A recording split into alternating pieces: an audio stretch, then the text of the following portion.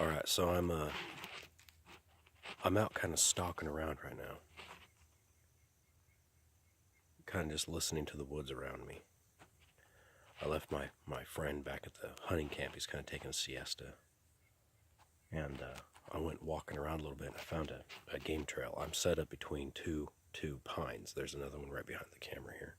I'm kind of resting my hand against it, and I found this game trail, and I know that there's a road that the deer use. A lot of people use it too, but mostly deer. I've seen a lot of tracks on it. And I'm just kind of sitting and listening. I've got my hat tipped down low over my eyes because you can see the sun's right there, and I'm keeping the sun off my glasses so that nothing, while I'm sitting here looking around, anything else out there that's looking around, I don't really see it. But it's kind of interesting. It's what I'm kind of going to talk about here is as you get out in the woods at different parts of the day, you realize and observe that the forest has different phases. I come out on early morning hikes, and I see owls up in the trees still. Just within maybe the last 20 minutes, right as the sun's coming up, there they just haven't gone back to roost.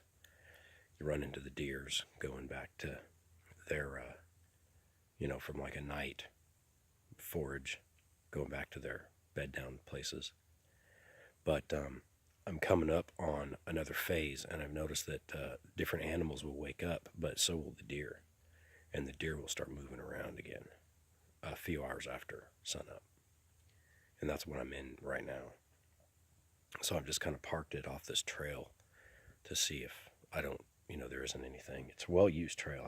I can see the line through the woods pretty well. It's pretty well worn.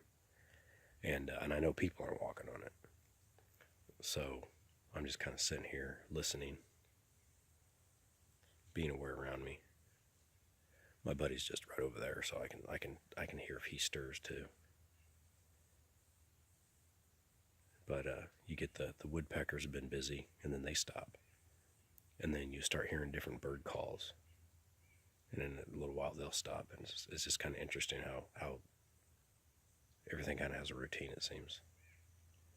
But I'm just kind of, I'm learning this as I go. I've been hiking these woods here for a while, and I've observed that. I've only been hunting for the last two seasons, so basically about a year.